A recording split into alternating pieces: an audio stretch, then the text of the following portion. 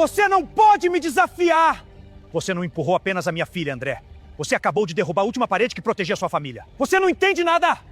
André, por favor, pare! Elisa Vasconcelos entrou na sala de jantar da família do marido, acreditando que enfrentaria apenas mais uma humilhação silenciosa. Grávida, cercada por olhares frios e contratos sobre a mesa, ela descobriu que queriam tirar dela até o direito de proteger o próprio filho. Quando André perdeu o controle diante de todos, a queda de Elisa abriu uma porta que a família Vasconcelos jamais deveria ter provocado. Do lado de fora daquela mansão em Jardins, um homem que ninguém conhecia já estava a caminho. "Assine, Elisa", disse André Vasconcelos, sem levantar a voz, como se a frieza tornasse a ordem mais elegante. A sala de jantar da mansão em Jardins estava iluminada por lustres de cristal, mas nada ali parecia acolhedor. Sobre a mesa de madeira escura, entre taças intocadas e pratos de porcelana, havia uma pasta azul marinho com o brasão discreto da família Vasconcelos. Dona Célia manteve os dedos sobre a borda da taça e completou: "É apenas uma formalidade, querida. Mulheres inteligentes não fazem escândalo quando entram numa família como a nossa." Elisa, sentada na extremidade da mesa, pousou a mão sobre o ventre de 6 meses e respondeu baixo: "Meu filho não é uma formalidade." Um dos tios de André soltou um riso seco e André inclinou o corpo para a frente. "Você está confundindo gravidez com poder." Elisa ergueu os olhos. "E você está confundindo casamento com posse." A mãe dele bateu a unha no cristal. "Cuidado com o tom." André estreitou o olhar. "Você chegou aqui sem nome, sem fortuna e sem proteção." Elisa apertou o anel antigo em seu dedo. "Talvez você nunca tenha perguntado de onde eu vim." O silêncio que se seguiu não foi vazio, foi perigoso. Aquela não era a primeira noite em que Elisa era colocada no centro da mesa, como se fosse um problema a ser resolvido. Desde que se casara com André, a família Vasconcelos tratava seu sorriso discreto como fraqueza e sua origem reservada como pobreza. Para eles, ela era apenas a moça simples que o herdeiro havia escolhido num impulso útil agora, porque carregava o primeiro neto da linhagem. O contrato dizia em linguagem educada que Elisa renunciaria a qualquer reivindicação patrimonial em nome do filho até que a família julgasse conveniente reconhecer direitos futuros. Era uma armadilha com perfume de legalidade. Ela leu a primeira página, depois a segunda, e sentiu algo dentro de si se partir não pelo papel, mas pela naturalidade com que todos esperavam sua obediência. Do lado de fora, além das janelas altas, São Paulo seguia acesa com carros presos na Avenida Paulista e helicópteros cruzando o céu de gente poderosa.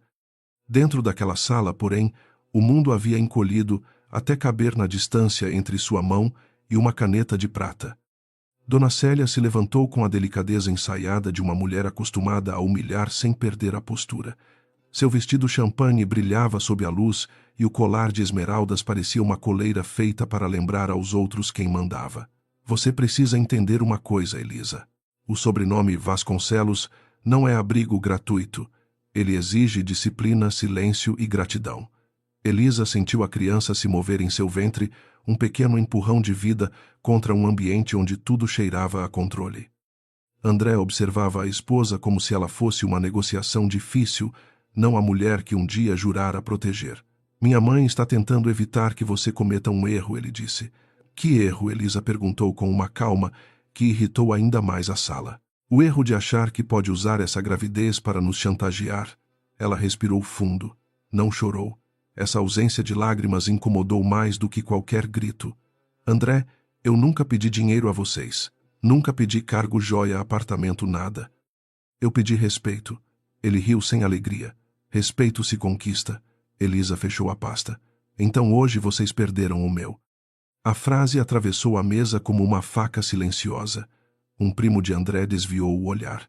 A tia mais velha levou a mão ao peito não por compaixão, mas por medo de um escândalo. Dona Célia endureceu o rosto e André ficou imóvel por alguns segundos, como se não reconhecesse a mulher diante dele. Elisa percebeu naquele instante que havia passado meses tentando salvar uma casa que nunca permitira que ela entrasse de verdade. Lembrou-se das vezes em que Dona Célia a corrigira diante dos empregados. das consultas médicas em que André prometera ir e nunca apareceu, das madrugadas em que ela ouvira o marido discutir dívidas ao telefone e depois sorrir no café da manhã como se a família fosse invencível. Sobre seu dedo o anel antigo parecia pesar mais. Não era a aliança de casamento.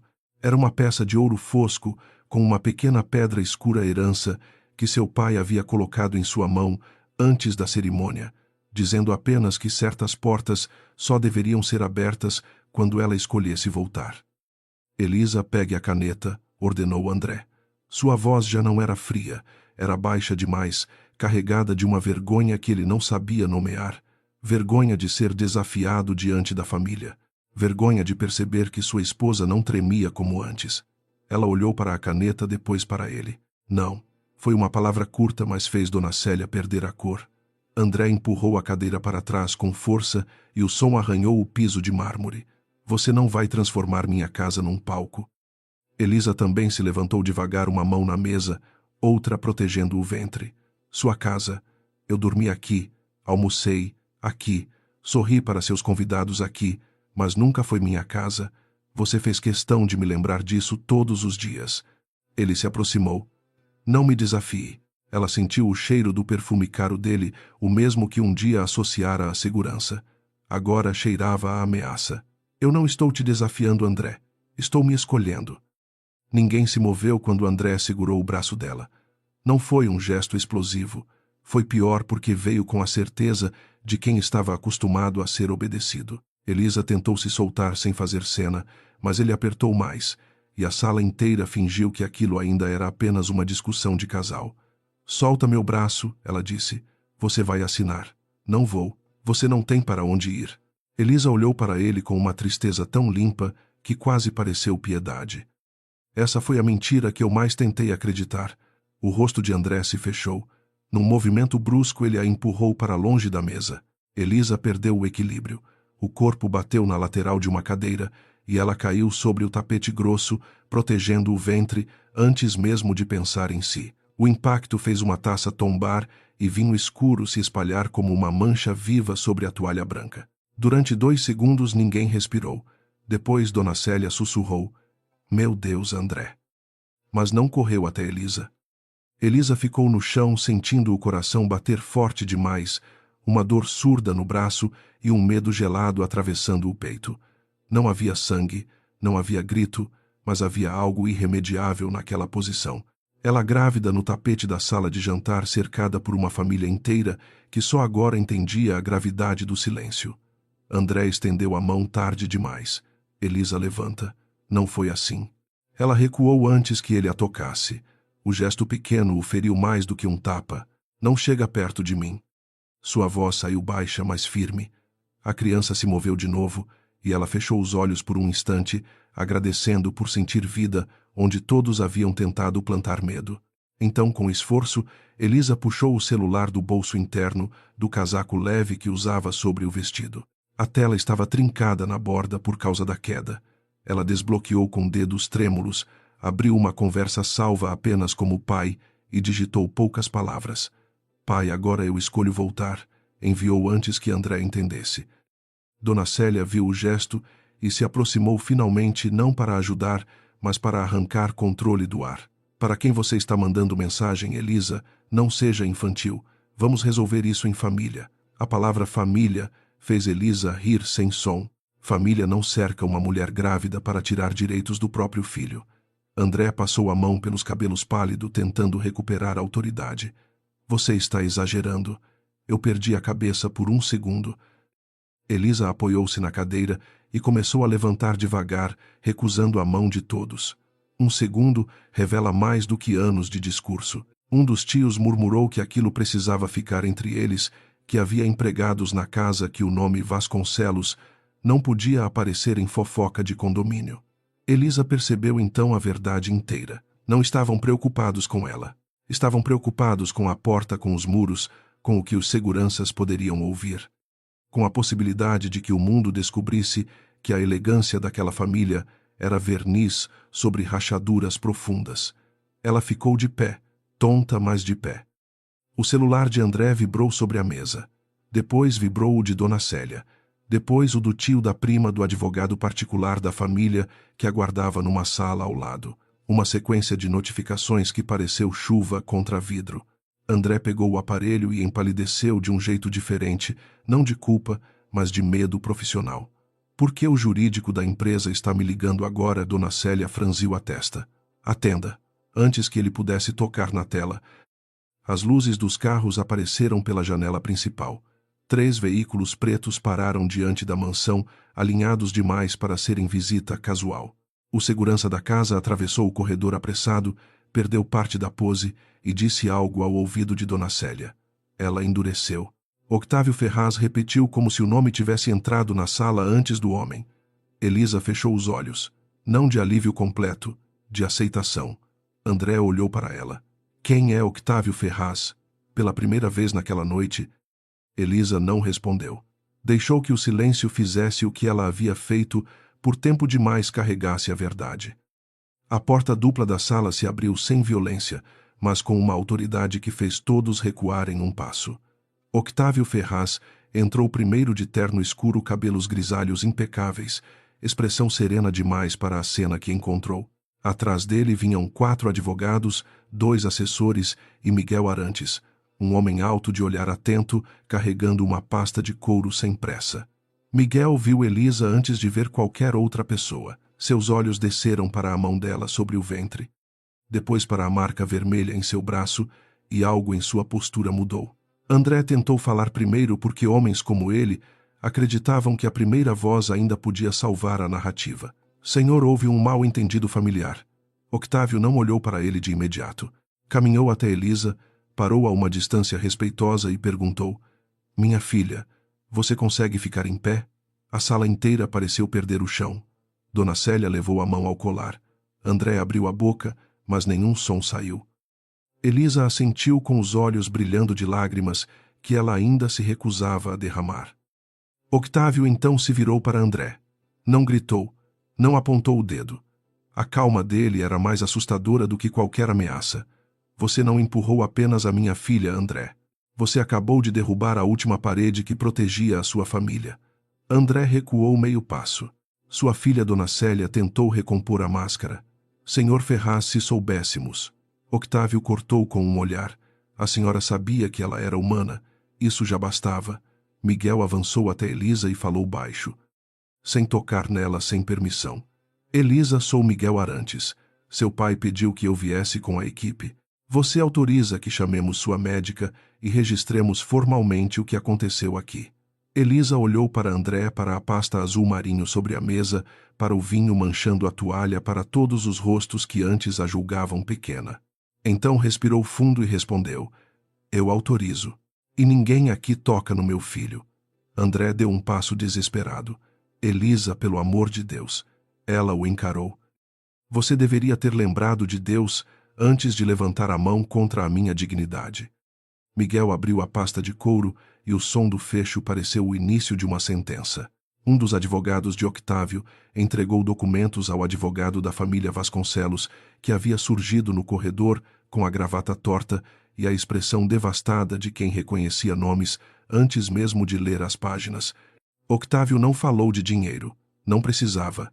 Falou de medidas legais de preservação de provas de proteção imediata, de comunicação formal aos órgãos competentes e aos conselhos empresariais envolvidos nos contratos sob análise. Palavras limpas, consequências sujas para quem tinha algo a esconder. Dona Célia sentou-se lentamente, como se as pernas não suportassem o peso do sobrenome. André olhava para Elisa como se a visse pela primeira vez e, ao mesmo tempo, percebesse que jamais a havia visto. Ela não sorriu, não comemorou. Apenas tirou do dedo a aliança de casamento e colocou sobre a mesa, longe da pasta que queriam que ela assinasse. O anel antigo dos Ferraz permaneceu em sua mão. Quando Elisa caminhou em direção à saída, Miguel acompanhou a poucos passos atento, sem invadir seu espaço. Octávio ficou para trás por um instante, encarando a família Vasconcelos como quem fechava uma porta pesada. No hall de mármore, o ar parecia menos sufocante, embora os seguranças, os advogados e os carros pretos tornassem impossível fingir normalidade.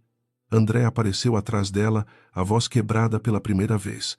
Elisa, eu sou seu marido. Ela parou sem se virar de imediato. Durante meses aquela frase teria doído. Naquela noite, soou pequena. Não, ela disse enfim, olhando por cima do ombro. Você era o homem que deveria ter me protegido. Hoje virou a razão pela qual eu preciso ir embora. Miguel abaixou os olhos como se aquela frase também o atingisse em algum lugar antigo. Octávio estendeu a mão para a filha, mas deixou que ela escolhesse pegá-la ou não. Elisa desceu os degraus sozinha. Só depois aceitou apoio. E, quando entrou no carro preto, sob as luzes frias de São Paulo, a mansão dos Vasconcelos ficou para trás, como uma casa que começava a desabar por dentro. O carro preto deixou a mansão dos Vasconcelos sem pressa, como se a própria lentidão fosse uma forma de sentença.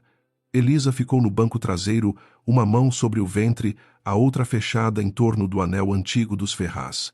Ao lado dela, Octávio não fez perguntas inúteis. Apenas observava o rosto da filha, com uma dor contida demais para caber no silêncio. Miguel Arantes seguia no banco da frente, falando baixo ao telefone, organizando médica segurança, registro formal e uma equipe de apoio sem transformar a fragilidade de Elisa em espetáculo. Quando o veículo entrou na Avenida Brasil e as luzes de São Paulo começaram a passar como riscos dourados pelas janelas, Elisa, enfim, disse: Eu não quero que o senhor destrua tudo por mim. Octávio virou o rosto devagar. Eu não vim destruir por você. Vim impedir que continuem destruindo você. Ela fechou os olhos. Eu demorei demais. A voz do pai não amoleceu, mas ficou mais baixa. Você escolheu amar. O erro foi deles por confundirem amor com permissão.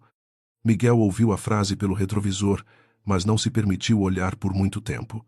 Havia anos conhecia Octávio Ferraz e sabia que aquele homem raramente deixava a emoção aparecer em público. Mesmo assim, naquela noite, a dor dele preenchia o carro inteiro. Elisa, por sua vez, não parecia a herdeira secreta que derrubaria uma família poderosa. Parecia apenas uma mulher grávida, tentando manter a respiração no lugar, depois de descobrir que sua casa nunca fora casa. Quando o celular dela vibrou, André apareceu na tela. Uma chamada, depois outra, depois uma mensagem curta. Elisa, atende. Precisamos conversar antes que isso vire uma tragédia. Ela leu sem responder. Miguel finalmente falou com cuidado. Você não precisa responder nada agora. Elisa ergueu os olhos para ele pelo retrovisor. Você fala como advogado ou como alguém que já sabe o que uma família dessas faz quando perde o controle? Miguel demorou um segundo.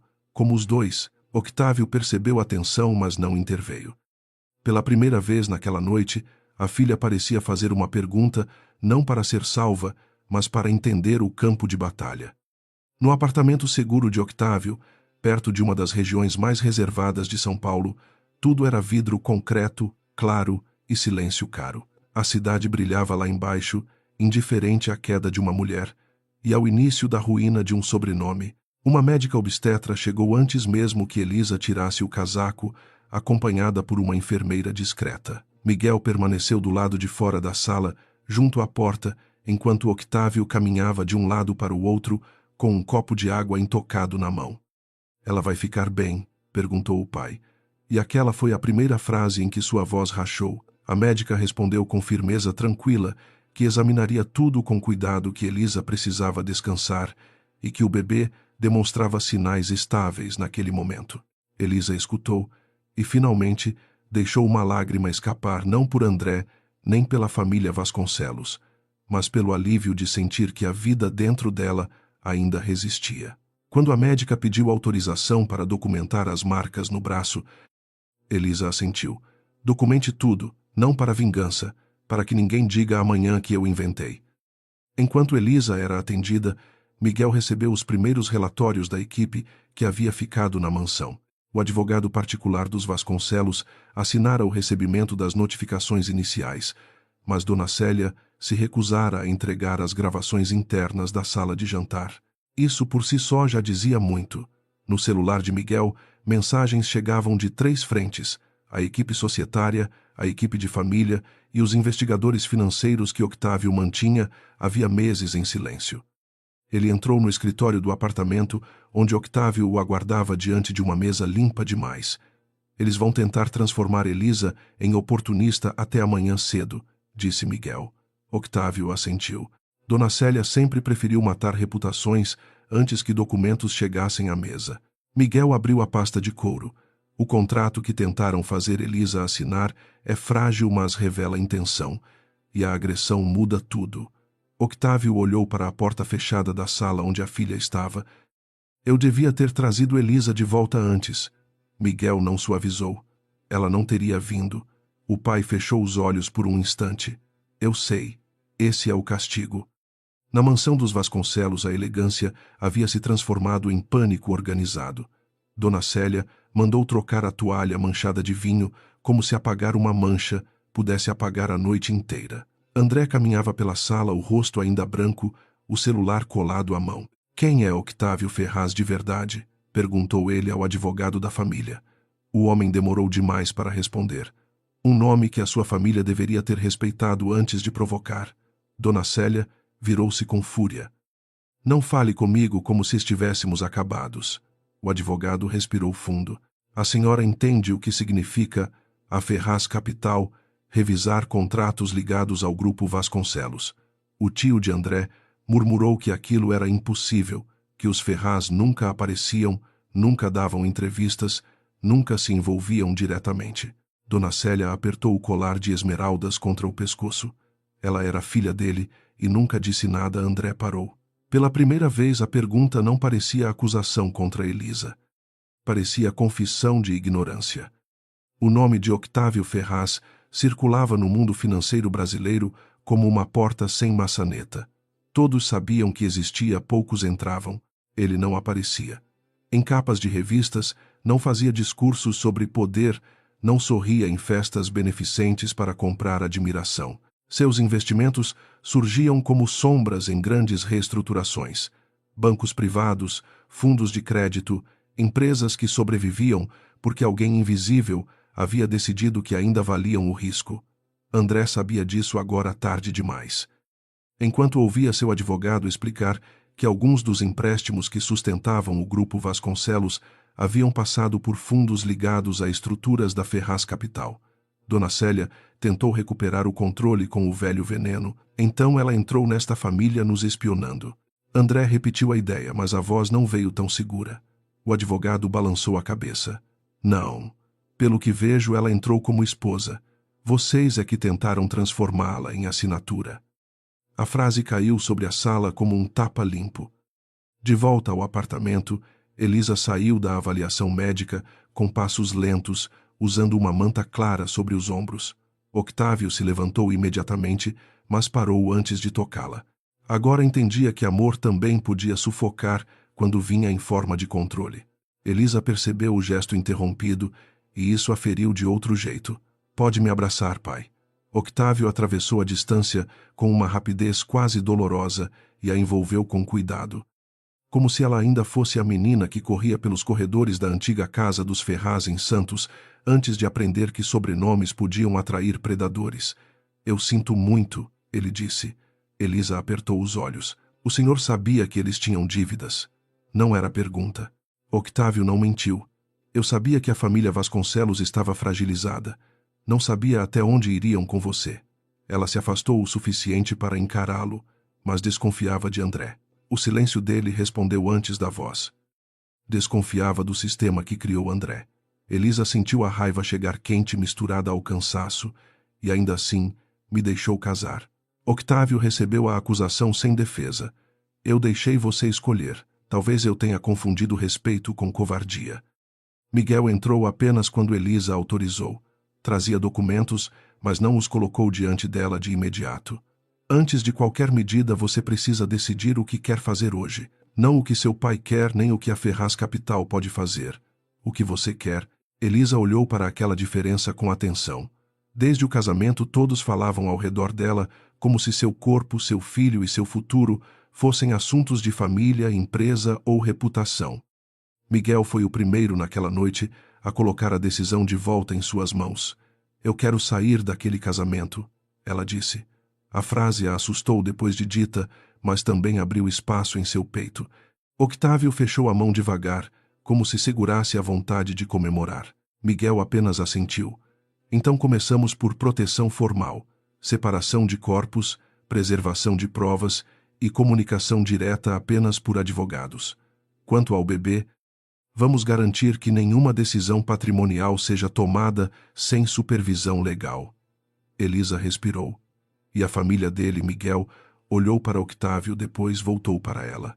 A família dele vai tentar atacar sua reputação antes de perder o controle da própria. A previsão se cumpriu antes do amanhecer. Às 5h40 da manhã, uma nota anônima começou a circular entre colunistas de negócios e perfis especializados em bastidores da elite paulista.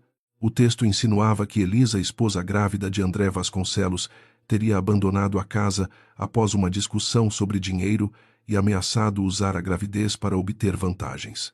Era sutil o bastante para parecer informação de fonte próxima cruel, o bastante para carregar as digitais de Dona Célia. Miguel mostrou a tela a Elisa apenas depois que ela tomou café e ouviu novamente da médica que deveria repousar. Ela leu tudo em silêncio. Octávio, ao lado da janela, parecia prestes a comprar todos os jornais do país apenas para fechá-los. Elisa pousou a xícara com calma inesperada. Eles começaram. Miguel respondeu. Sim. Ela olhou para o próprio reflexo no vidro pálida com olheiras mas ereta. Então não vou me esconder como culpada. Octávio virou-se. Elisa. Ela levantou a mão. Não, pai. Dessa vez eu falo antes que falem por mim. Miguel a observou como quem reconhece uma mudança que nenhum documento consegue registrar. A mulher que havia saído carregada de dor da mansão agora começava a reorganizar a própria voz. Não era impulsividade. Era limite.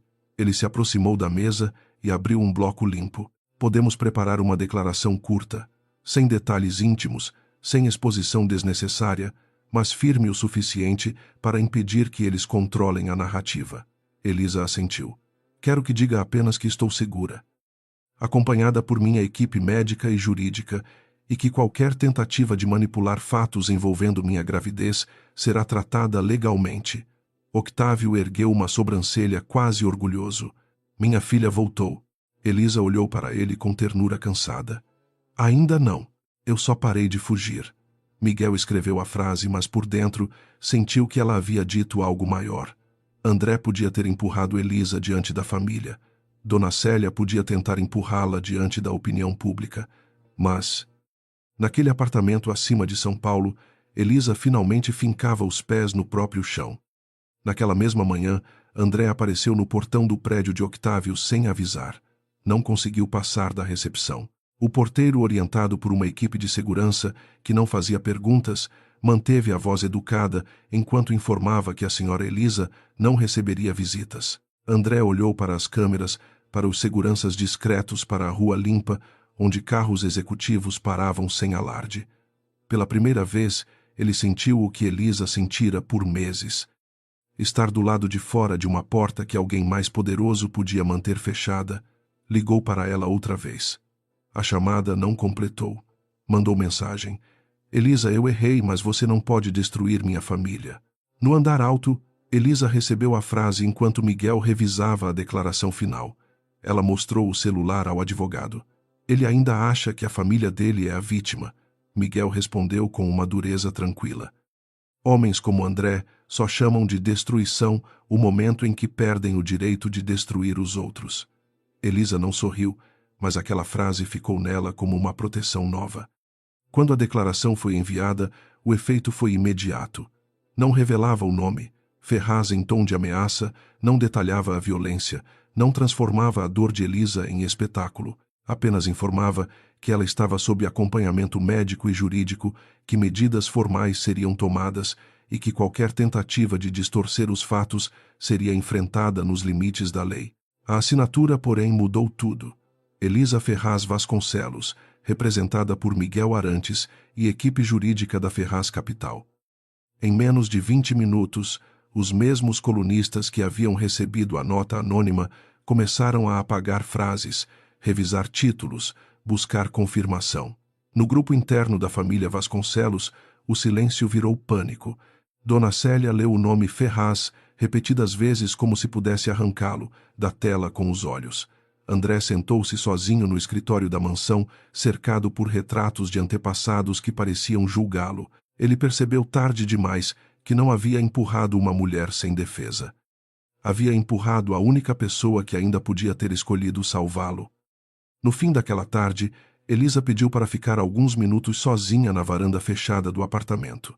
São Paulo se estendia diante dela, imensa, barulhenta, viva, com seus prédios de vidro e suas avenidas impacientes. Octávio ficou do lado de dentro, respeitando a distância. Miguel deixou sobre a mesa os documentos de separação inicial sem pressa, para que ela assinasse naquele segundo. Elisa tocou o ventre e falou baixo, como se conversasse com a criança. Eu prometo que você nunca vai aprender que amor é medo. Miguel ouviu sem querer e virou o rosto por respeito. Octávio ouviu também e seus olhos se encheram de uma culpa antiga. Naquele instante, Elisa entendeu que a chegada do pai e dos advogados não era o final da guerra. Era apenas o começo. André ainda lutaria pela versão dele.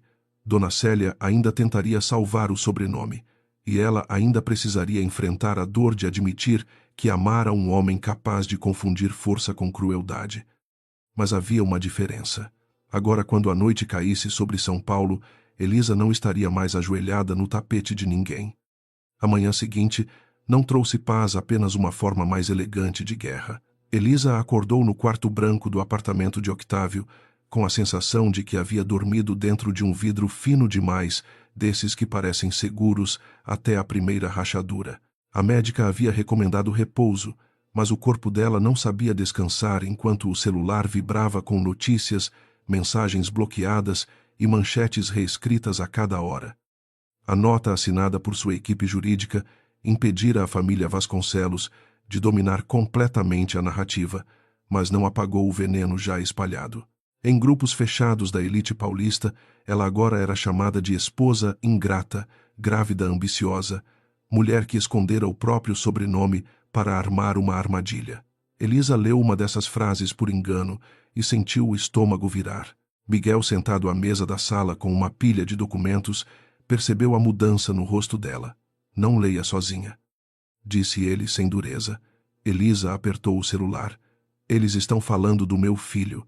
Miguel fechou a pasta devagar. Então vamos fazer com que respondam por cada palavra. Octávio quis impedir que ela acompanhasse a reunião daquela tarde, mas Elisa recusou com a mesma calma que usara diante de André. Pai, se o assunto sou eu fico. Ele passou a mão pelos cabelos grisalhos, gesto raro em um homem que controlava até o modo de respirar diante de adversários. Você precisa se preservar.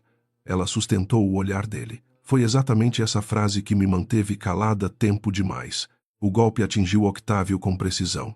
Miguel observou os dois sem interferir, percebendo que aquela guerra não era apenas contra os Vasconcelos, era também contra um tipo de amor que protege, escondendo, decide calado e depois chama silêncio de cuidado. Elisa se sentou à mesa de vidro ainda pálida, mas ereta. O anel Ferraz brilhava discreto em sua mão, diferente da aliança que havia ficado sobre a mesa manchada da mansão. Eu quero saber tudo, disse ela. Octávio respirou fundo. Tudo pode doer. Elisa respondeu sem piscar. Ontem eu descobri que não saber também dói. Miguel abriu o primeiro relatório. Não havia drama em sua voz, e talvez por isso cada informação parecesse ainda mais pesada. A família Vasconcelos enfrentava uma crise financeira antiga, escondida sob eventos beneficentes, capas de revistas de negócios e alianças sociais cuidadosamente cultivadas. Algumas empresas do grupo haviam sido usadas para cobrir prejuízos de outras e contratos de garantia circulavam entre holdings familiares como se fossem peças trocadas num jogo privado. Nada daquilo era explicado com termos técnicos demais. Miguel sabia que Elisa não precisava de uma aula sobre mercado, precisava entender como sua vida havia entrado naquela engrenagem. 3 meses antes do seu casamento, disse ele deslizando uma cópia impressa para ela. Dona Célia procurou uma consultoria para mapear possíveis relações que aproximassem o grupo Vasconcelos de fontes de crédito menos expostas. Elisa leu a página, mas as letras pareciam se mover. Havia datas, reuniões e o nome dela cercado em uma anotação. Elisa Ferraz, perfil discreto, filha única, sem exposição pública. O coração dela afundou. Eles sabiam quem eu era. Octávio, respondeu baixo. Dona Célia suspeitava. A revelação abriu uma dor nova, diferente da queda, diferente das humilhações. Elisa pensou no início do casamento, nos gestos de André, que ela havia interpretado como coragem romântica. Ele a apresentara à família, dizendo que não se importava com origem, que estava cansado de mulheres interessadas em sobrenome, que com ela tudo parecia simples. Agora, essa simplicidade ganhava outro contorno. Talvez André não soubesse toda a verdade. Talvez soubesse o suficiente para aceitar a direção da mãe. Essa incerteza era quase pior. Ele me escolheu ou me usou? Perguntou Elisa, e a pergunta não parecia destinada a ninguém. Miguel ficou em silêncio por um instante, como se medisse o quanto uma resposta honesta podia ferir. Ainda não sabemos até onde André participou antes do casamento, mas sabemos que depois ele permitiu que você fosse pressionada. Elisa fechou os olhos. O bebê se moveu e ela apoiou a mão no ventre, como quem segura o próprio mundo. Eu construí lembranças em cima de um chão que talvez nunca tenha existido. Na mansão dos Vasconcelos, André também procurava chão e encontrava apenas rachaduras. Passara a noite sem dormir, alternando raiva, medo e uma culpa que surgia em flashes rápidos demais para virar arrependimento verdadeiro. Na biblioteca, Dona Célia recebeu 2 assessores de comunicação e o advogado da família.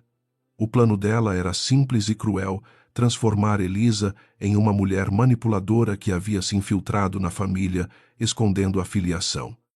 Sugerir instabilidade emocional pela gravidez e apresentar André como marido acuado por ameaças patrimoniais. André ouviu tudo com os braços cruzados, até que uma frase o fez reagir. Não vamos falar que ela inventou a queda, disse ele. Dona Célia ergueu os olhos fria. Ninguém precisa dizer que ela inventou. Basta sugerir que ela exagerou. Ele encarou a mãe. Eu a empurrei. A sala ficou imóvel. Dona Célia aproximou-se devagar. Você perdeu o controle em uma discussão privada. Não entregue a faca para quem quer cortar sua garganta. André sussurrou mais para si do que para ela. Ela estava grávida. Dona Célia respondeu sem hesitar. E é por isso que ela é perigosa. A frase da mãe permaneceu na cabeça de André como uma mancha impossível de limpar. Perigosa. Elisa, que perguntava se ele queria café antes das reuniões difíceis, que guardava os convites das consultas médicas, esperando que ele aparecesse, que sorria para Dona Célia, mesmo depois de ser corrigida na frente dos empregados. Perigosa. Pela primeira vez a palavra não combinou, mas André ainda não sabia se sua culpa era amor ou medo de perder. Quando entrou no quarto que dividira com Elisa, encontrou o armário dela quase intacto, vestidos claros, livros de maternidade, uma caixa de cartas que ela nunca enviara. Sobre a cômoda, havia uma pequena pulseira de bebê comprada numa loja discreta em São Paulo, com uma etiqueta ainda presa. Ele a segurou e sentiu uma dor que não sabia onde colocar. O celular vibrou. Era Dona Célia exigindo que ele descesse para gravar um áudio aos aliados da família. André olhou para o espelho e viu um homem que sempre acreditou que controle era força. Agora sua imagem parecia apenas a de alguém pequeno, tentando vestir um sobrenome grande demais. No apartamento de Octávio, a tarde trouxe uma nova peça ao tabuleiro. Uma mulher chamada Sílvia apareceu acompanhada por um dos investigadores da Ferraz Capital. Era uma ex-assistente de Dona Célia, demitida meses antes sob a acusação vaga de quebra de confiança. Vestia roupa simples, carregava uma bolsa gasta e mantinha as mãos tão apertadas que os nós dos dedos estavam brancos. Elisa a reconheceu vagamente de um jantar antigo, quando Dona Célia a chamara de inútil por servir café na temperatura errada. Miguel ofereceu água e garantiu que ela não era obrigada a falar sem proteção formal. Sílvia olhou para Elisa e por um instante a vergonha venceu o medo. Eu vi a senhora chorar no corredor da mansão uma vez. Eu devia ter dito alguma coisa. Elisa não respondeu com acusação. Por que veio agora? A mulher tirou da bolsa um pendrive pequeno, porque Dona Célia me mandou apagar e-mails. Eu apaguei do computador dela. Mas antes salvei uma cópia. Miguel não tocou no objeto imediatamente. Primeiro perguntou: Você sabe o que isso contém? Sílvia assentiu. o motivo pelo qual eles queriam que o bebê não tivesse direitos claros. O material de Sylvia não resolvia tudo, mas conectava pontos que antes flutuavam como suspeitas. Havia mensagens sobre o contrato que Elisa fora pressionada a assinar, orientações para reduzir qualquer possibilidade de disputa patrimonial futura e uma troca específica entre Dona Célia e um consultor externo sobre o risco de o sobrenome Ferraz se tornar público antes da estabilização das dívidas do grupo. Em uma das mensagens a frase era curta e devastadora. Enquanto a moça acreditar que está sozinha, ela assina qualquer coisa para proteger o filho. Elisa leu aquela linha várias vezes. Não chorou, era como se uma parte dela tivesse passado a noite inteira chorando por dentro e agora estivesse seca. Octávio virou o rosto tomado por uma fúria silenciosa. Miguel, ao lado dela, manteve a voz baixa. Isso mostra a intenção. Ainda precisaremos validar origem, contexto e integridade dos arquivos. Elisa assentiu. Faça tudo certo. Eu não quero vencer com sujeira. Miguel a olhou com algo que escapava do profissional. É exatamente por isso que eles têm medo de você. A frase ficou suspensa entre os dois por um segundo longo demais. Elisa percebeu e desviou primeiro, não por rejeição, mas por medo do que qualquer ternura poderia significar quando seu casamento ainda sangrava. Miguel também recuou disciplinado, guardando sentimentos no mesmo lugar onde guardava documentos perigosos. Octávio, porém, viu, e pela primeira vez o pai não pareceu incomodado, talvez porque Miguel não olhasse para Elisa como patrimônio a proteger, nem como fragilidade a administrar. Olhava como alguém que esperava sua permissão até para se aproximar de sua dor. Ainda assim, Elisa não queria confundir segurança com amor. Já fizera isso uma vez. No fim da reunião, ela pediu para falar a sós com o pai. Miguel se retirou sem perguntar. Quando a porta se fechou, Elisa colocou o pendrive sobre a mesa. O senhor tinha pessoas investigando minha vida de casada. Octávio não negou. Eu tinha pessoas observando riscos ao redor de você. Ela respirou fundo. São palavras bonitas para dizer que o senhor desconfiava do meu marido e não me contou. O rosto dele envelheceu há alguns anos. Eu tive medo de perder você. A confissão não curou nada, apenas tornou a ferida mais honesta.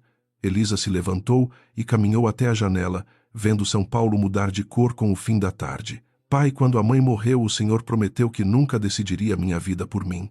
Octávio fechou os olhos ao ouvir a memória da esposa. Eu tentei cumprir. Elisa virou-se. Não. O senhor tentou me proteger sem me deixar saber do perigo. Isso não é liberdade. A resposta dele veio rouca. Eu achei que, se eu revelasse minhas suspeitas, você pensaria que eu estava comprando sua escolha. Elisa sentiu vontade de abraçá-lo e de gritar com ele ao mesmo tempo. E agora eu descubro que todos sabiam mais sobre meu casamento do que eu.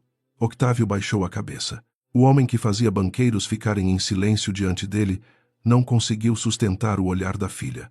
Você tem razão. Para Elisa, aquela frase foi mais dura do que qualquer defesa, porque ela ainda o amava. E porque amar alguém não apagava o direito de exigir que essa pessoa também respondesse por suas escolhas.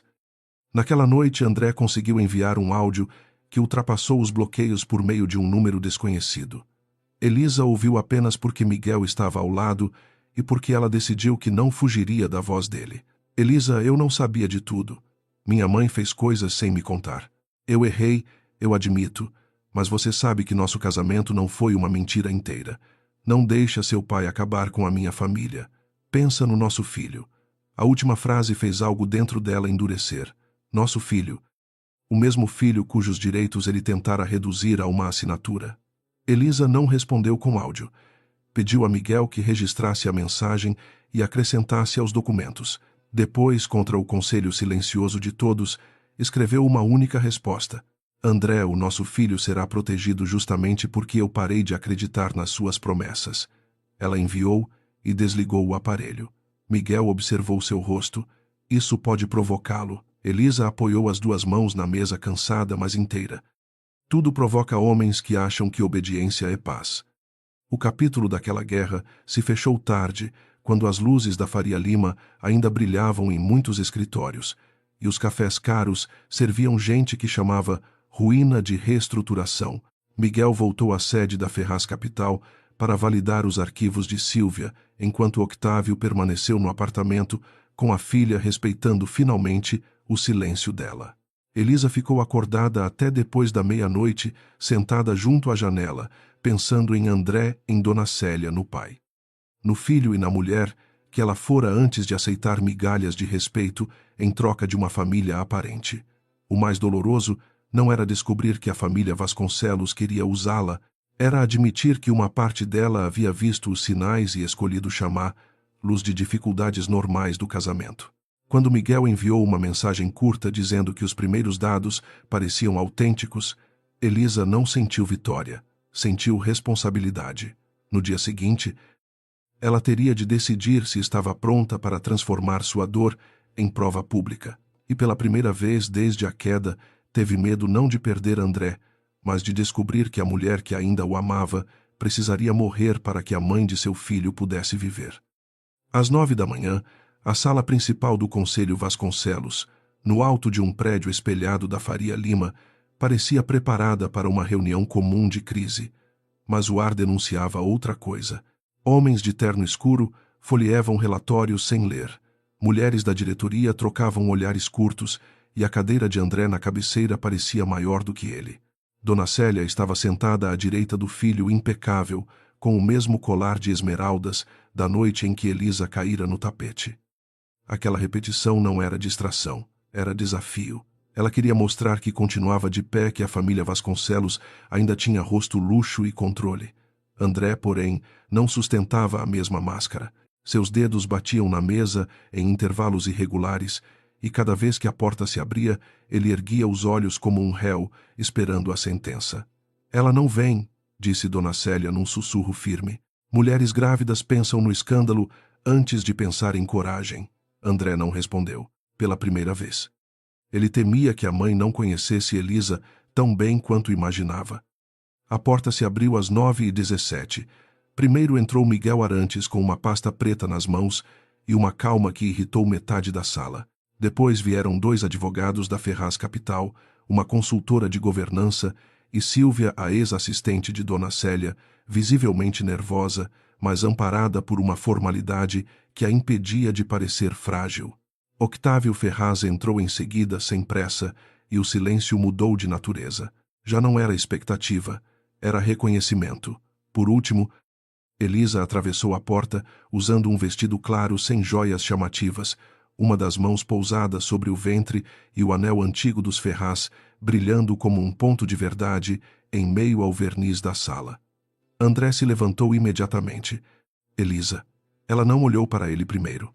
Olhou para a mesa, para as cadeiras, para os rostos que haviam discutido seu futuro, sem sua presença por tempo demais. Só então, disse com voz baixa. Hoje ninguém fala por mim. Octávio parou atrás dela, não ao lado. Era a forma silenciosa de dizer que aquela decisão era dela. Dona Célia sorriu como quem ainda acreditava no poder da elegância venenosa. Elisa querida, esta é uma reunião empresarial. Seu estado exige repouso, não exposição. Elisa puxou uma cadeira e sentou-se sem pedir permissão. Meu estado exige respeito. Foi exatamente a falta dele que nos trouxe aqui. Um conselheiro pigarreou tentando recuperar o ritual corporativo. Miguel colocou os documentos sobre a mesa e falou com precisão. Estamos aqui para tratar de 3 pontos. A tentativa de coação para a assinatura de renúncia patrimonial, envolvendo um nascituro à preservação de provas relativas ao episódio ocorrido na residência dos Vasconcelos e a abertura de auditoria independente em contratos ligados a operações de crédito cruzadas. Dona Célia riu baixo. Vocês vieram transformar uma briga familiar em espetáculo financeiro. Octávio respondeu pela primeira vez, sem alterar o tom. Foi a senhora quem transformou uma mulher grávida em instrumento de blindagem patrimonial. Nós apenas trouxemos luz para a mesa. André fechou os olhos por um segundo. Ele sabia que a palavra luz era perigosa para uma família cheia de arquivos escuros. O advogado dos Vasconcelos tentou atacar a validade dos documentos antes que fossem exibidos. Disse que arquivos digitais podiam ser adulterados, que uma ex-funcionária ressentida não deveria ser considerada fonte confiável, que a Ferraz Capital possuía interesses econômicos evidentes no enfraquecimento do grupo. Miguel ouviu tudo sem interromper. Quando o homem terminou, ele deslizou 3 cópias autenticadas para o centro da mesa. Por isso não estamos apresentando apenas arquivos digitais. Temos registros de agenda, cópias encaminhadas a e-mails externos metadados, preservados e confirmação preliminar de origem por equipe técnica independente. Silvia respirou fundo e Elisa percebeu que aquela mulher tremia não por mentira, mas por ter esperado tempo demais para dizer a verdade.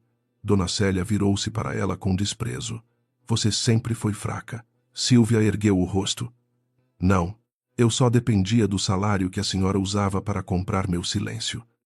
A frase atingiu os conselheiros com mais força do que qualquer relatório. Pela primeira vez, alguém sem sobrenome importante feria Dona Célia em público. Então Miguel exibiu a mensagem central, aquela que havia transformado suspeitas em estrutura. Enquanto a moça acreditar que está sozinha, ela assina qualquer coisa para proteger o filho. A frase apareceu na tela da sala, ampliada demais para ser ignorada. Elisa sentiu o estômago contrair, mas não desviou o olhar. André olhou para a mãe. Você escreveu isso? Dona Célia manteve o queixo erguido. Eu escrevi uma avaliação de risco. Elisa finalmente encarou o marido. Eu era sua esposa, André. Seu filho era vida. Para ela nós éramos risco. André abriu a boca, mas não encontrou defesa que não o condenasse também. Um dos conselheiros mais antigos perguntou quando a família havia tomado conhecimento da possível ligação de Elisa com Octávio Ferraz. Miguel passou outra página. Antes do casamento, houve consultas indiretas sobre o perfil dela. Depois do casamento, surgiram tentativas de limitar qualquer direito futuro sem revelar ao conselho a natureza real da relação com a família Ferraz. Octávio acrescentou, frio, e antes que alguém sugira oportunismo, registro que minha filha jamais pediu 1 centavo a Ferraz Capital para interferir nesta empresa. Quem procurou atalhos foram vocês. André levantou-se de repente, como se o corpo precisasse agir, porque a consciência já não suportava ficar sentada. Elisa, eu não sabia dessa mensagem. Ela olhou para ele com uma tristeza firme, mas sabia do contrato. Ele ficou imóvel. Minha mãe disse que era proteção. Elisa respirou devagar. Proteção contra quem? Contra uma criança que ainda nem nasceu, contra uma esposa que esperava você nas consultas, contra uma mulher que você deixava ser humilhada porque era mais fácil chamar silêncio de maturidade. Cada pergunta tirava uma camada dele diante da sala. Dona Célia tentou intervir. André, sente-se. Mas ele não sentou. O comando da mãe, antes absoluto, começava a falhar. Elisa continuou sem elevar a voz. Você pode não ter escrito todos os e-mails, pode não ter criado todas as estratégias, mas estava lá quando tentaram me forçar a assinar. Estava lá quando eu disse não. Estava lá quando sua mão decidiu por sua raiva. André apoiou as mãos na mesa. Eu vou responder por isso. A mãe dele virou o rosto chocada, não pela culpa, pela desobediência. Dona Célia percebeu que perdia o filho diante de testemunhas e tentou fazer o que sempre fizera melhor, transformar medo em moral. Vocês estão destruindo uma família brasileira respeitada por causa de uma cena infeliz. Elisa se levantou. A sala acompanhou o movimento como se ela tivesse puxado todos por um fio invisível. Não, Dona Célia. Uma cena infeliz é derrubar uma taça. O que aconteceu naquela mansão foi a consequência de meses de desprezo. Ela caminhou até a tela e, por um instante, a imagem de seu rosto refletiu sobre a frase cruel da sogra. Vocês me chamaram de sozinha, simples, conveniente, grata. Transformaram minha gravidez em moeda. Chamaram meu silêncio de fraqueza. Hoje eu vim corrigir apenas uma coisa. Ela tocou o anel Ferraz. Eu nunca estive sozinha. Eu apenas escolhi não usar meu sobrenome como arma. Mas quando vocês tocaram no meu filho, confundiram minha escolha com a ausência de limite. Octávio fechou os olhos por um segundo, não de vergonha, mas de orgulho doloroso. Miguel não sorriu, porém pela primeira vez deixou que a admiração aparecesse sem disfarce. O momento em que todos esperavam a destruição veio com uma surpresa. Octávio tinha poder para exigir vencimento antecipado de garantias, pressionar credores, acionar cláusulas e empurrar o grupo Vasconcelos para uma queda pública imediata. Dona Célia sabia disso. André também. Alguns conselheiros já tinham rostos de quem calculava a própria fuga. Mas Elisa ergueu a mão antes que o pai falasse. Eu não autorizo uma punição feita para satisfazer raiva. A sala pareceu não entender. Dona Célia piscou confusa. Elisa continuou. Quero auditoria independente e afastamento temporário de André, de qualquer decisão relacionada a patrimônio familiar e contratos, sob revisão, preservação integral das gravações da mansão e reconhecimento formal da proteção jurídica do meu filho. Quero que toda tentativa de me difamar seja retirada e documentada.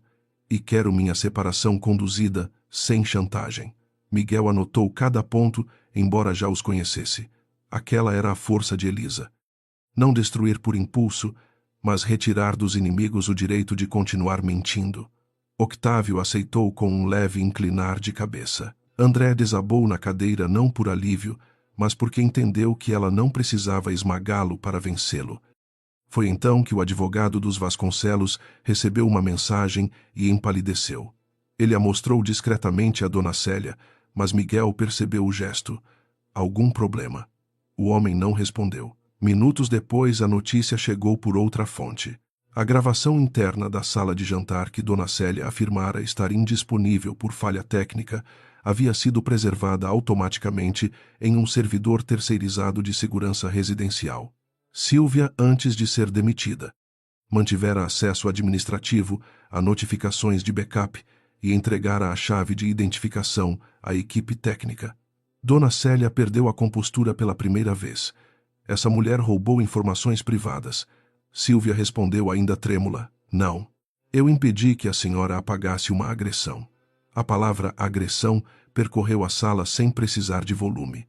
André levou as mãos ao rosto. Elisa permaneceu de pé, mas seu corpo acusou o peso daquele novo golpe. Saber que a cena existia. Que sua queda poderia ser vista não lhe trouxe prazer. Trouxe náusea. Miguel se aproximou o suficiente para falar baixo. Você decide quando e como isso será usado. Ela assentiu. Não será espetáculo, será prova. Com a gravação preservada, a resistência dos conselheiros mudou de lado. Ninguém queria aparecer defendendo uma família que tentara forçar uma mulher grávida a assinar renúncia após uma queda provocada pelo próprio marido. Um diretor independente pediu votação emergencial para afastar André de funções executivas durante a apuração. Outro solicitou formação imediata de comitê externo de auditoria. Dona Célia tentou falar, mas sua voz antes lâmina saiu áspera. Vocês vão trair nosso nome por medo dos Ferraz. Um conselheiro respondeu sem olhar para ela. Não, Célia. Estamos tentando salvar a empresa do que sua família fez. André ouviu a votação como se cada sim retirasse um tijolo da casa onde crescera. Quando o resultado foi anunciado, ele já não era mais o centro do grupo Vasconcelos. Era o problema a ser isolado. Dona Célia olhou para Elisa com ódio puro, mas encontrou algo que não esperava pena. Não piedade fraca. Pena de uma mulher que havia dedicado a vida a proteger um sobrenome e, no fim, seria lembrada por tê-lo exposto. A reunião terminou sem aplausos, sem gritos, sem a teatralidade que Dona Célia poderia transformar em vitimização. Essa foi a pior derrota para ela. Tudo aconteceu por ata, assinatura, deliberação e registro. A ruína entrou pela porta da legalidade. André seguiu Elisa até o corredor, ignorando o aviso de Miguel para manter distância. Só me responde uma coisa, ele pediu a voz quebrada. Em algum momento você ainda me amou hoje? Elisa parou diante do elevador privativo. A pergunta foi cruel justamente porque havia verdade nela. A parte de mim que amava você ainda existe, André, mas ela não pode mais decidir por mim. Ele engoliu seco. Eu posso mudar. Ela olhou para ele e por um instante viu o homem por quem havia se apaixonado, escondido sob camadas de medo, orgulho e obediência à mãe. Talvez possa, mas não como meu marido, não agora. A porta do elevador se abriu. Miguel permaneceu ao lado calado sem transformar aquela dor em disputa. Elisa entrou primeiro. Antes que as portas se fechassem, André sussurrou. Me desculpa. Ela respondeu apenas. Desculpa.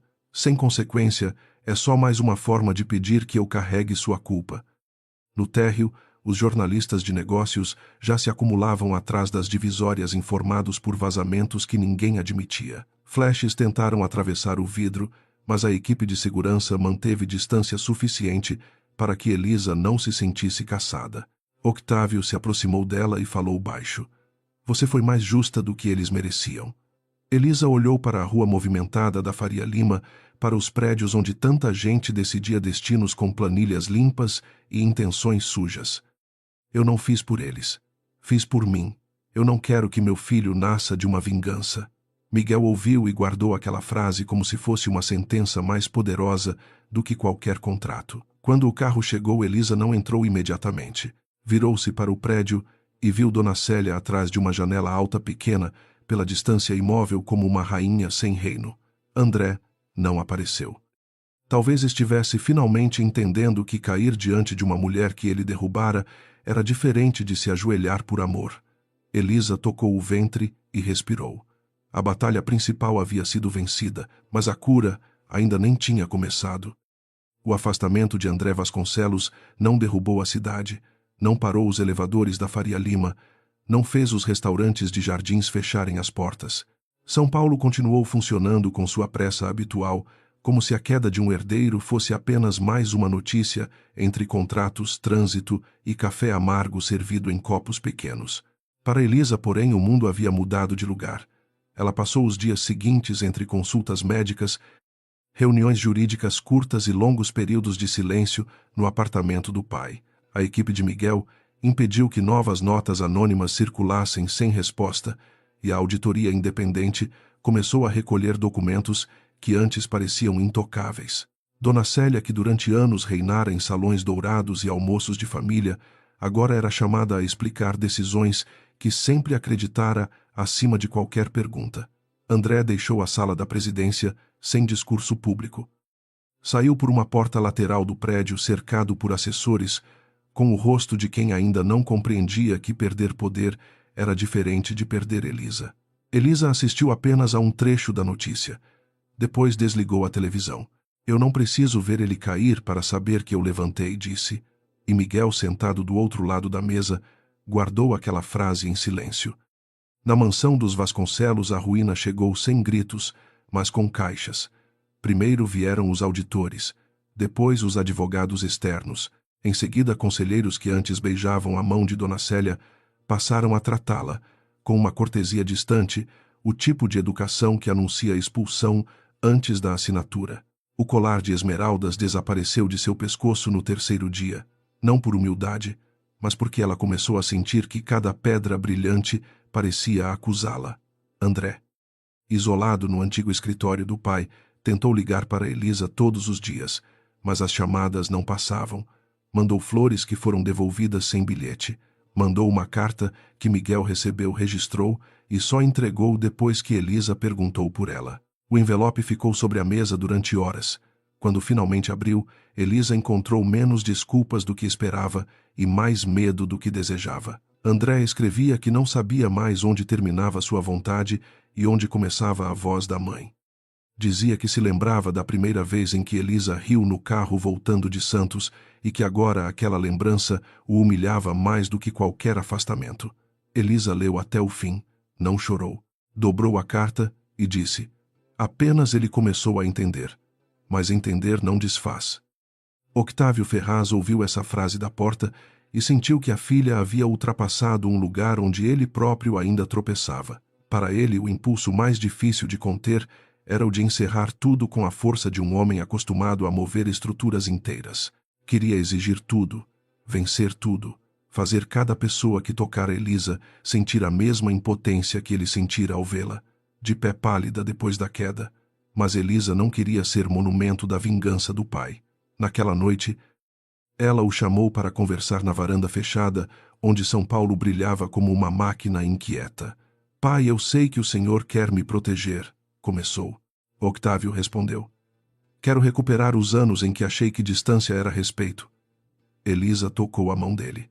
O senhor não pode recuperar-me controlando agora. A sinceridade o feriu, mas ele não desviou. Eu tenho medo de errar de novo.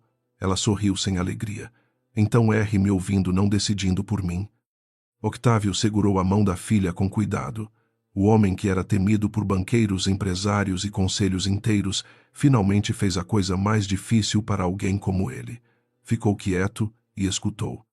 A separação formal avançou com menos escândalo do que a imprensa desejava e mais dignidade do que a família Vasconcelos merecia. Miguel conduziu cada etapa com uma precisão quase cirúrgica, sempre perguntando a Elisa antes de qualquer movimento. O patrimônio do filho foi protegido por medidas legais. As tentativas de difamação foram documentadas e a gravação da sala de jantar permaneceu sob sigilo disponível apenas para os procedimentos necessários. Elisa se recusou a transformar sua dor em vídeo vazado. Meu filho não vai crescer encontrando a queda da mãe como entretenimento na internet, afirmou. Essa decisão confundiu muita gente. Alguns a chamaram de fraca por não expor tudo, outros de estratégica por guardar a prova. A verdade era mais simples e mais difícil. Elisa não queria que sua liberdade nascesse da mesma crueldade que a ferira.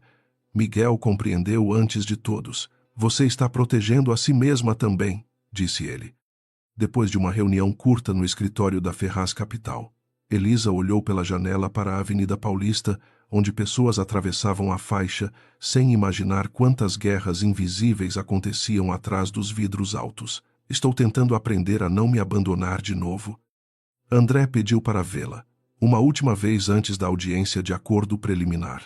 Miguel desaconselhou Octávio, odiou a ideia, mas Elisa aceitou com condições claras: local, neutro, equipe, próxima conversa, breve e sem contato físico. Encontraram-se numa sala reservada do próprio escritório jurídico, sem luxo excessivo, apenas uma mesa, 2 cadeiras e uma janela lateral. André entrou mais magro barba por fazer sem o brilho agressivo de antes. Quando a viu, parou como se tivesse encontrado, não a esposa, mas a consequência viva de tudo o que havia negado. Obrigado por aceitar, disse. Elisa assentiu. Não confunda com recomeço. Ele baixou os olhos. Eu sei. Durante alguns segundos, o silêncio carregou todos os jantares perdidos, todas as consultas esquecidas, todas as vezes em que ela esperou que ele escolhesse ser melhor antes de ser tarde. André respirou fundo. Eu não vim pedir que você volte. Eu queria dizer que vou assumir o que fiz. Elisa o observou com cautela. Assumir diante de quem ele engoliu seco, da empresa da justiça da minha família, do nosso filho, quando ele crescer. A palavra nosso já não soou como posse, soou como dívida. Elisa sentiu a parte antiga de si tentar procurar o homem que havia amado dentro daquele rosto cansado. Havia rastros dele ali, talvez sempre tivesse havido, mas rastros não sustentavam uma casa. André, eu amei você, de verdade, disse ela, e ele fechou os olhos como se a frase doce mais do que acusação. Foi por isso que fiquei mais do que devia. Foi por isso que tentei traduzir desprezo como pressão, ausência como trabalho, silêncio como fase. Mas amor não pode ser um lugar onde uma mulher precisa se diminuir para caber. André deixou uma lágrima cair sem tentar esconder. Eu queria ter entendido antes. Elisa respondeu com delicadeza firme. Eu também. Mas agora eu preciso escolher a mulher que eu quero que meu filho conheça. Ele assentiu devagar. E ela não pode ser minha esposa. Elisa respirou fundo. Não, não houve grito nem porta batida. Apenas a palavra final de uma história que havia acabado antes de ambos terem coragem de admitir. Quando André saiu, Miguel esperava no corredor, mas não perguntou nada. Elisa se apoiou por um instante na parede. Doeu menos do que eu temia, murmurou. Miguel respondeu baixo. Às vezes é assim que a gente sabe que sobreviveu. Dona Célia não teve a mesma coragem. Quando foi afastada das decisões familiares e convocada a prestar esclarecimentos sobre documentos internos, tentou culpar consultores, assessores, advogados antigos, até mesmo Sílvia. Mas cada tentativa revelava mais o tamanho de sua obsessão por controle. A mulher que temia ser substituída acabou sozinha numa sala grande demais, cercada por retratos de antepassados que já não podiam defendê-la. Seu castigo não veio como cena pública de humilhação. Veio como perda de influência. Convites deixaram de chegar, aliados deixaram de atender. O próprio André, ainda quebrado, recusou a orientação dela pela primeira vez na vida. Eu passei anos obedecendo à senhora e chamei isso de lealdade, disse ele numa conversa que ninguém gravou. Agora eu preciso descobrir quem eu sou, sem a sua voz. Dona Célia respondeu que ele estava traindo o sangue. André, pálido, apenas balançou a cabeça. Não. Eu estou tentando não passar essa doença para o meu filho. Foi a primeira frase realmente livre que pronunciou em anos, e talvez a primeira que Dona Célia não conseguiu vencer. Meses depois, Elisa abriu as portas de um novo escritório na Avenida Paulista. Não era uma sede gigantesca nem um monumento ao sobrenome Ferraz. Era um andar claro, com salas de atendimento, equipe jurídica, psicólogas parceiras e um pequeno espaço para acolher mulheres que precisavam sair de casas bonitas por fora e perigosas por dentro. O fundo levava o nome de sua mãe, Helena Ferraz, não o de Elisa. Octávio, ao ver a placa, ficou em silêncio por tanto tempo que ela pensou que ele não aprovaria. Então ele tocou as letras com a ponta dos dedos e disse: "Sua mãe teria orgulho da mulher que você se tornou." Elisa sorriu, emocionada. "Eu ainda estou me tornando." Miguel chegou logo depois trazendo documentos e um café forte de uma padaria próxima, simples demais, para o prédio sofisticado perfeito para ela. Ele havia permanecido ao lado de Elisa durante aqueles meses, sem pressionar, sem prometer curas rápidas, sem transformar gratidão em dívida. Essa paciência a assustava menos a cada dia. Quando entregou o copo a ela, seus dedos quase se tocaram e ambos perceberam. Dessa vez Elisa não recuou por medo, apenas sorriu de leve. "Você sempre espera eu escolher, não é?" Miguel respondeu. "Depois de tudo, eu acho que amar você começa por respeitar sua escolha." O filho de Elisa nasceu numa manhã clara depois de uma noite longa e exaustiva em um hospital particular de São Paulo, onde Octávio caminhou pelo corredor como qualquer avô nervoso, incapaz de controlar o tempo, os médicos ou o próprio coração. André foi avisado quando mãe e bebê estavam seguros. Não entrou no quarto sem permissão. Enviou uma mensagem simples, sem drama: "Obrigado por me deixar saber que ele nasceu." Elisa leu, olhou para o menino adormecido em seus braços e respondeu apenas que, quando chegasse o momento certo, ele poderia conhecê-lo, conforme as regras combinadas. Nada de punição cruel, nada de perdão fácil, apenas limites. Octávio entrou devagar, os olhos marejados diante do neto. "Ele é pequeno demais para tanta história", sussurrou. Elisa beijou a testa do filho. "Então vamos dar a ele uma história melhor daqui para frente." Miguel ficou à porta com flores brancas nas mãos, sem saber se devia entrar. Elisa olhou para ele e, depois de um instante, disse: "Pode chegar." Não era uma declaração grandiosa, era uma porta aberta. Para Miguel bastou. Na tarde em que voltou para casa, Elisa não escolheu a mansão dos Ferraz, nem qualquer apartamento comprado para impressionar. Escolheu um lugar seu, iluminado, com janelas largas e uma varanda onde cabiam plantas, brinquedos futuros e silêncio bom. Octávio reclamou que o elevador era pequeno demais. Miguel riu pela primeira vez sem esconder e Elisa sentiu uma paz estranha ao ver caixas espalhadas pelo chão. Não era a casa perfeita. Era a casa onde ninguém exigiria que ela assinasse a própria ausência. Ao anoitecer, quando São Paulo acendeu outra vez, ela ficou sozinha por alguns minutos com o filho no colo. Pensou na sala de jantar dos Vasconcelos, na queda na frase do pai, na mão de André, na firmeza de Miguel, na própria voz, dizendo não. A dor ainda existia, mas já não mandava. Elisa tocou o anel Ferraz, depois olhou para a pequena mão do bebê, segurando seu dedo. "Você nunca vai precisar se ajoelhar para ser amado," prometeu. Do lado de fora, a cidade seguia barulhenta, indiferente e viva. Dentro daquela casa nova, Elisa finalmente entendeu que não havia sido resgatada por um sobrenome, por um pai poderoso ou por um homem paciente. Ela havia sido resgatada no instante em que decidiu não abandonar mais a si mesma. 3 anos depois, Elisa Ferraz já não se assustava com o som de portas se abrindo atrás dela. Antes, qualquer passo brusco fazia seu corpo lembrar da sala de jantar dos Vasconcelos, do mármore frio da mesa longa da mão de André e do medo de cair segurando o próprio ventre. Agora, naquela manhã clara em São Paulo, o som que vinha do corredor Era apenas o de seu filho correndo com meias antiderrapantes pela casa rindo, como se o mundo nunca tivesse tentado machucar a mãe dele. Gabriel tinha os olhos curiosos de quem perguntava tudo e o sorriso fácil de quem crescia, cercado por limites saudáveis. Elisa estava na cozinha vestindo uma camisa branca simples, preparando café, enquanto revisava mentalmente a reunião daquela tarde no Instituto Helena Ferraz. O lugar que ela criara para acolher mulheres vítimas de violência doméstica já atendia dezenas de famílias por mês. Não era um projeto de imagem, não era uma resposta aos jornais. Era uma promessa transformada em endereço. Miguel Arantes chegou alguns minutos depois com uma pasta de documentos em uma mão e um pequeno carrinho de madeira na outra. Gabriel correu até ele e perguntou se advogado também sabia brincar. Miguel se abaixou sério como se estivesse diante de um tribunal e respondeu que só os bons advogados sabiam negociar com carrinhos. Elisa ouviu da cozinha e sorriu antes mesmo de perceber. Havia uma paz diferente naquele tipo de amor. Miguel nunca tentara ocupar o lugar de ninguém.